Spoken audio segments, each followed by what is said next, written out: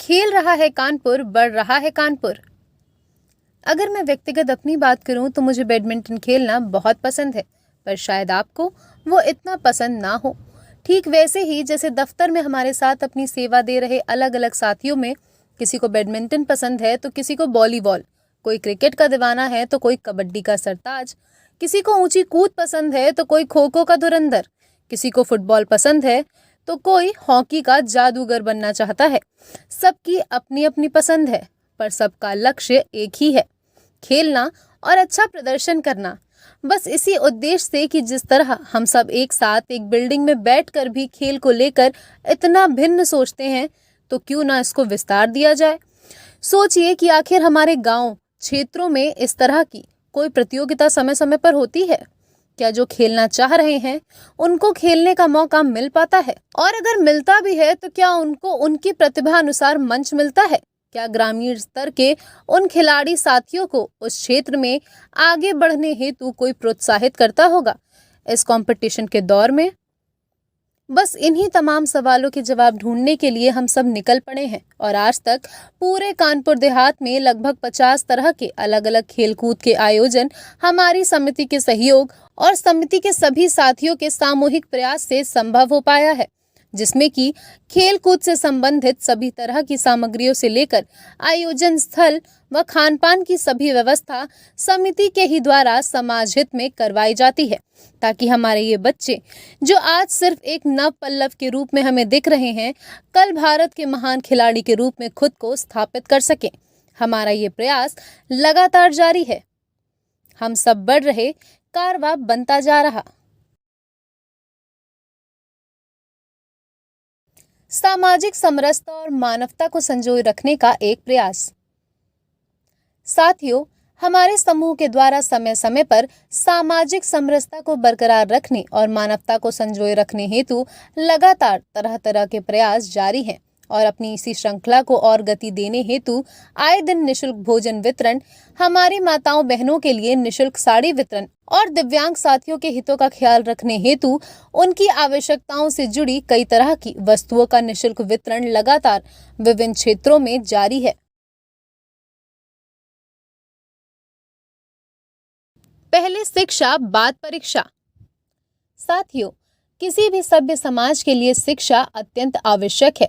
जिस तरह हमें जीने के लिए ऑक्सीजन की आवश्यकता होती है, ठीक उसी तरह हमें अपने आप को एक स्थान विशेष पर स्थापित करने हेतु शिक्षा की भी आवश्यकता पड़ती है। और बस इसी वजह से आज हमारे समाज में शिक्षा को बढ़ावा देने हेतु सरकार के द्वारा भिन्न तरह के सामाजिक संगठनों के द्वारा अलग अलग प्रयास जारी है। पर साथियों, हमें ऐसा लगता है कि ये प्रयास अभी उन स्थानों तक नहीं पहुंच पा रहा है जहां की वास्तव में इनकी आवश्यकता ज्यादा है। हमारी समिति के सदस्यों ने कानपुर देहात के कई ऐसे बेहद पिछड़े क्षेत्रों में निवास कर रहे परिवारों के बच्चों को पहले चिन्हित किया और इसके बाद खुद पहुंचकर उन तक शिक्षा से जुड़ी उनकी पढ़ाई लिखाई की सारी सामग्री उन्हें निःशुल्क प्रदान की है और साथ ही उनकी पढ़ाई लिखाई में बाधा बन रहे शिक्षण शुल्क को भी उन्हें प्रदान किया जा रहा है, ताकि वो पूरे मन से पढ़ सके और फिर वो बड़े होकर योग्य बन खुद को मां भारती की सेवा में लगा सकें। हमारा ये प्रयास आप सभी के सहयोग और स्नेहाशीष से अनवरत जारी रहेगा। वृक्ष लगाएंगे, पर्यावरण बचाएंगे। साथियों, अभी जब हम शिक्षा की बात कर रहे थे तो उसी दौरान हम लोगों ने ऑक्सीजन का जिक्र किया था और उसे शिक्षा से भी ज्यादा जरूरी बताया था। कभी आपने सोचा है कि आखिर ऑक्सीजन क्यों इतना जरूरी है? कभी ना कभी आप अस्पताल जरूर गए होंगे और वहां आपने ऑक्सीजन सिलेंडर के बारे में या वेंटिलेशन वार्ड के बारे में भी सुना होगा। आखिर क्या होता है उस वार्ड में या उस सिलेंडर में?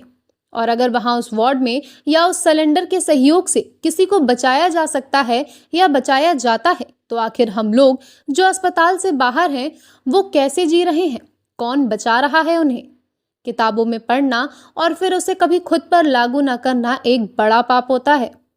हमें अक्सर पढ़ाया गया है कि पेड़ों से ही हमें जीवन मिलता है, पेड़ जीवनदायक हैं हमारे लिए।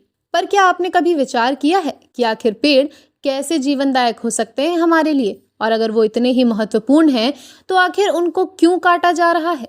काटने के बजाय हमें तो उनको बचाना चाहिए। और आखिर क्यों हम सबका ध्यान उस पर नहीं जा रहा है? विचार जरूर कीजिएगा।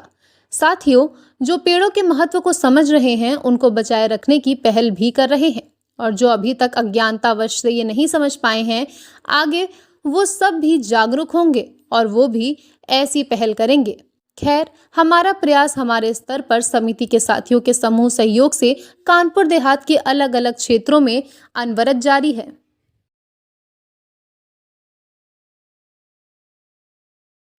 जीवन की इस दौड़ में शारीरिक दौड़ भी जरूरी है। जीवन की इस यात्रा में कुछ भी स्थायी नहीं है, पर फिर भी प्रतिस्पर्धा बढ़ती जा रही है। जीवन इस तरह बढ़ रहा है जैसे जीवन बीत नहीं, भाग रहा है। सब दौड़ रहे हैं। जीवन की उस दौड़ से इतर शारीरिक दौड़ भी हमारे अच्छे स्वास्थ्य व खुशहाल जीवन के लिए उतनी ही आवश्यक है जितना कि योग व व्यायाम। हमारे कुछ साथी जो भारत माता की सेवा का संकल्प लिए खुद को दिन रात उस योग्य बनाने में लगे हैं कि उनको सेवा का प्रत्यक्ष अवसर मिल सके, और वो हर रोज सुबह शाम शारीरिक व्यायाम दौड़ भाग में खुद को समर्पित किए तैयार हो रहे हैं। उन साथियों में जोश और उत्साह की नई नई उमंग हेतु हमारे सहयोग और समिति के अन्य साथियों में भरसक प्रयासों के परिणाम स्वरूप अब तक लगभग 10 अलग अलग क्षेत्रों में दौड़ की महा मैराथन प्रतियोगिता का आयोजन संभव हो पाया है, और आगे भी ये सिलसिला लगातार जारी रहेगा।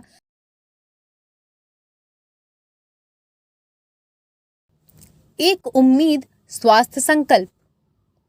साथियों, एक स्वस्थ समाज के निर्माण में जितना चिकित्सकों की जिम्मेदारी होती है, उतनी ही जिम्मेदारी हमारी और आपकी भी है कि किसी भी तरह से कोई अच्छे स्वास्थ्य के अभाव से कष्ट न झेले, फिर वो चाहे कोई अमीर हो या गरीब। हमारा प्रयास है कि सबको अच्छा स्वास्थ्य लाभ मिले, और इसी दिशा में हमारी समिति और हम सब भी संकल्पित हैं। अच्छे स्वास्थ्य और उपचार की निःशुल्क सेवाओं हेतु, और जो कि हम जमीनी स्तर पर भी उतार रहे हैं। समिति के सभी सदस्यों के सामूहिक प्रयास और मेरे सहयोग से पूरे कानपुर देहात में आए दिन हम लोग अलग अलग क्षेत्रों में निःशुल्क स्वास्थ्य शिविर का आयोजन करते रहते हैं, जिसमें कि निःशुल्क नेत्र चिकित्सा शिविर, निःशुल्क जांच शिविर और अलग अलग तरह के स्वास्थ्य से संबंधित आवश्यक सामग्रियां भी जरूरतमंदों तक लगातार पहुंचाई जा रही है। हमारा ये प्रयास लगातार जारी है और बृहद स्तर पर बढ़ भी रहा है। चौपाल जनप्रतिनिधियों की। जिस तरह हमें यह अधिकार है कि हम अपने मताधिकार का प्रयोग कर अपना नेता चुन सकते हैं, वैसा ही अधिकार हमें ये भी प्राप्त है कि हम अपने चुने हुए नेताओं से अपने हकों के लिए सवाल पूछ सके। पर किसी कारणवश हम सब पता नहीं क्यों ऐसा नहीं कर पाते।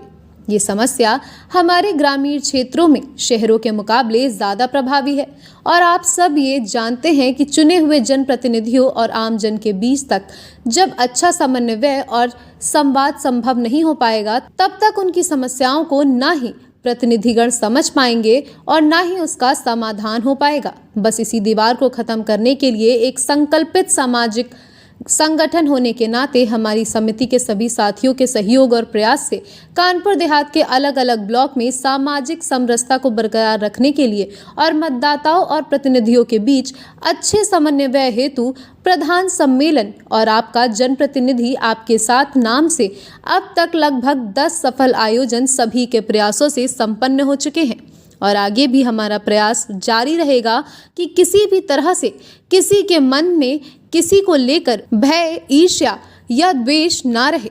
सबके बीच अच्छा संवाद हो और उचित समन्वय बना रहे, ताकि विकास की गति धीमी ना पड़ने पाए। और हमारे इस प्रयास के अंतर्गत जो प्रतिनिधिगण अपने क्षेत्रों में अच्छा कार्य कर रहे हैं, मानवता को जीवित रखने और मानव सेवा ही ईश्वर सेवा है को जमीनी स्तर पर उतार आज संपूर्ण समर्पण का भाव लिए संकल्पित है। विकास की गंगा बहाने के लिए। ऐसे सभी प्रतिनिधियों को एक उम्मीद जन कल्याण सेवा समिति के द्वारा सम्मानित किया जा रहा है और भविष्य में उनके साथ समन्वय बनाकर समाज सेवा के अन्य महत्वपूर्ण कार्यों को संपन्न कराया जाएगा। महिलाओं की महासभा। साथियों, एक विकसित समाज में जितनी भागीदारी पुरुषों की होती है उतनी ही महिलाओं की भी होती है, पर दूषित विचारों से घिरे कुछ लोगों ने हमारे समाज में इस तरह का माहौल बना रखा है कि महिलाएं सिर्फ घर के आंगन तक के लिए होती हैं। मुख्य द्वार के बाहर तो सिर्फ पुरुषों को ही जाना चाहिए। पर आप खुद सोचिए, क्या ये इस तरह के नियम आज इस आधुनिकता के दौर में होने चाहिए? क्या इतने दूषित विचारों को तवज्जो दी जानी चाहिए? आपका जवाब भी शायद नहीं में ही हो। बस ऐसा ही जवाब हमें हमारे अन्य साथियों के द्वारा भी प्राप्त हुआ और फिर क्या था, निकल पड़े हम सब इस दूषित विचार को स्वच्छ करने। आज हम सबको ये ज़रूरी है कि हम विचार करें कि आखिर कैसे हम सब मिलकर अपनी माताओं बहनों के हाथों को मजबूत बना सकते हैं। आखिर ऐसे क्या प्रयोग किए जाएं कि हम उनको और सशक्त और समृद्ध बना सकें। कैसे हम उन्हें उनके कदमों पर चलने हेतु प्रोत्साहित करें।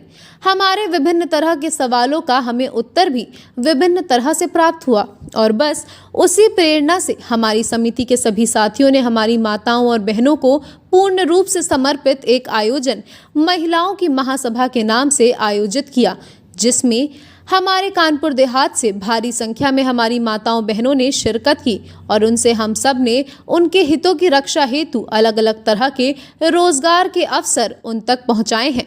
आगे भी हमारा ये प्रयास नारी सशक्तिकरण हेतु अनवरत जारी रहेगा। परीक्षा से परिणाम तक।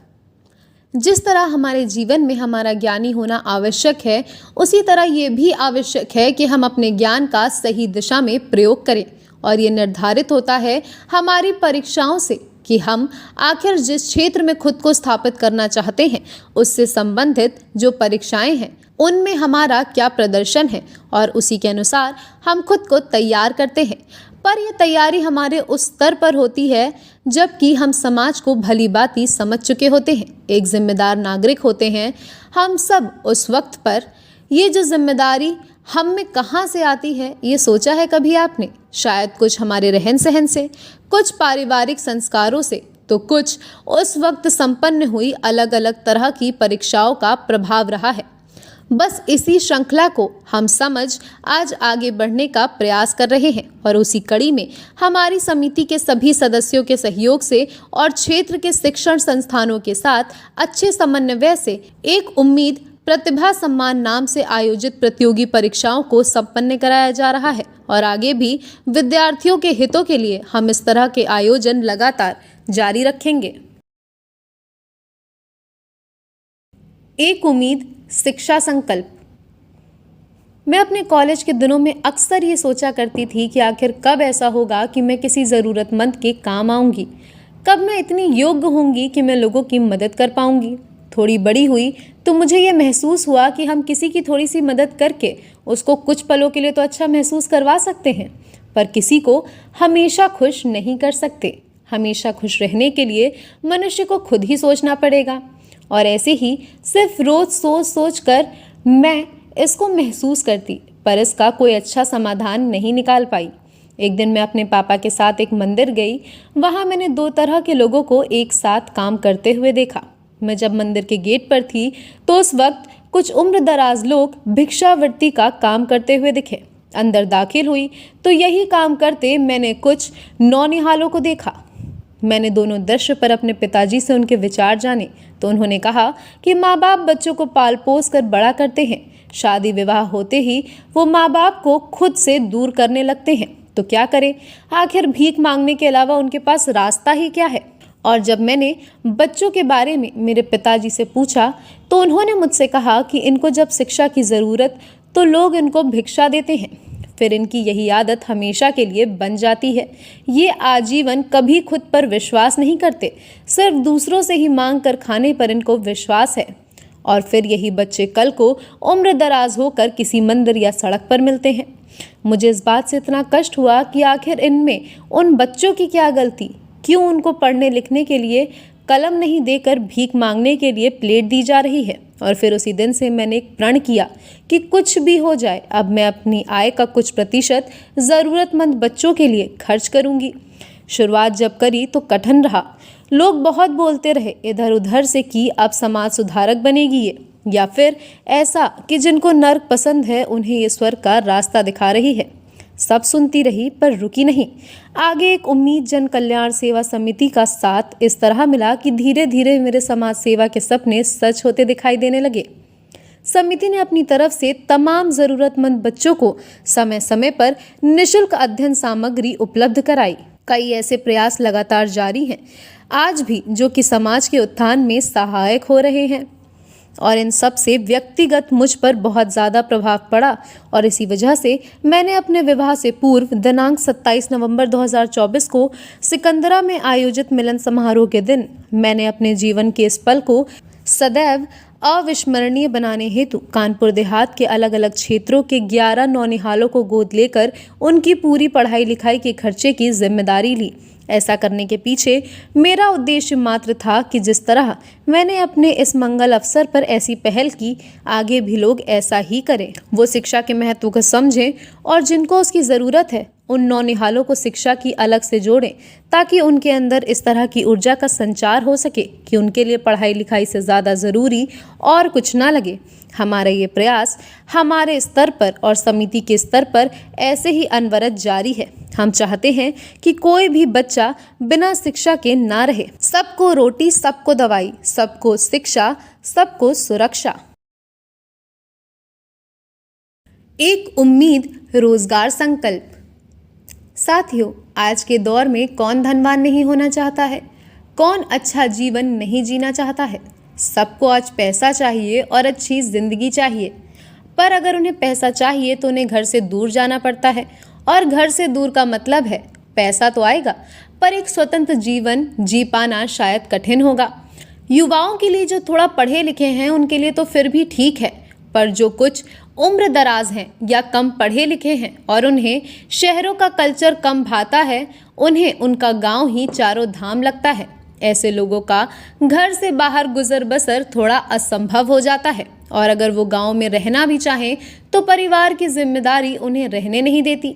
साथियों, हो सकता है कि आपके लिए ये कोई बड़ी समस्या ना लगे, पर ये एक बहुत बड़ी समस्या है कि आखिर कैसे हम गांव में रहने वाले लोगों को उनके ही गांव में रोजगार के अवसर उपलब्ध करवाएं, और जिसके परिणाम स्वरूप उन्हें आर्थिक रूप से मजबूत किया जा सके और वो अपने परिवार के साथ ही अपना जीवन उसी दिनचर्या के साथ जिएं जिसे कि वो जीना चाहते हैं।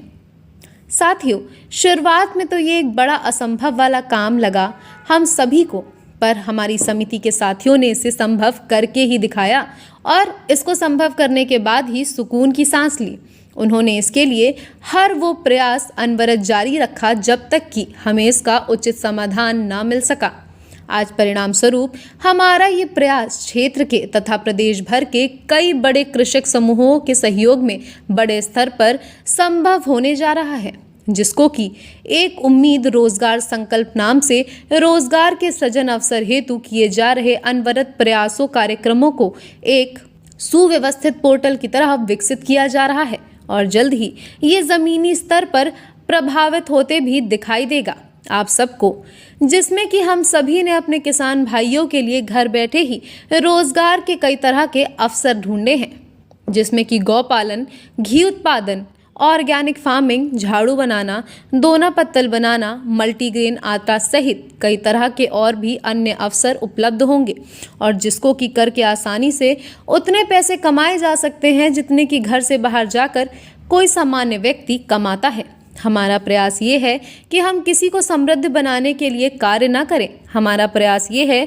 कि हम पूरे गांव को ही एक समृद्ध गांव के रूप में विकसित करें, ताकि गांव में ही रोजगार के ढेर सारे अवसर मिल सके। और हमारे इस प्रयास में पुरुषों और महिलाओं दोनों को कैसे समृद्ध बनाया जाए, इस पर कार्य हो रहे हैं, और इसके लिए हर स्तर पर सहयोग हेतु समिति लगातार स्वयं भी और सरकारी सहयोग से आप तक हर प्रकार के संकट से निपटने हेतु उसका स्थायी समाधान ला रही है। और जिसकी की एक झलक आप सभी को शायद दिनांक 12 नवंबर को आयोजित महिला महासभा के आयोजन में दिखी भी हो। हमारा सिर्फ एक ही प्रयास है कि हमारी खुद की उपज को बढ़ावा मिले और किसान भाइयों को घर बैठे रोजगार, ताकि उनकी पसंद नापसंद अनुसार अवसर आगे हमारे ये प्रयास समिति के सभी साथियों, आप सभी के सहयोग और विश्वास के अनुरूप जल्द ही बड़े बदलाव के रूप में दिखाई देगा। ऐसा मुझे सिर्फ अनुमान नहीं बल्कि पूर्ण विश्वास भी है, क्योंकि हमने सिर्फ संकल्प बस नहीं लिया है, उसकी सिद्धि के लिए हमारे प्रयास भी अनवरत जारी हैं। तो संकल्प से सिद्धि तक ये हमारी यात्रा ऐसे ही अपने जोश व जुनून के साथ जारी रहे और हमारे गांव सहित संपूर्ण भारत भूमि को समृद्धता की ओर ले जाए, ऐसी हमारी कामना है।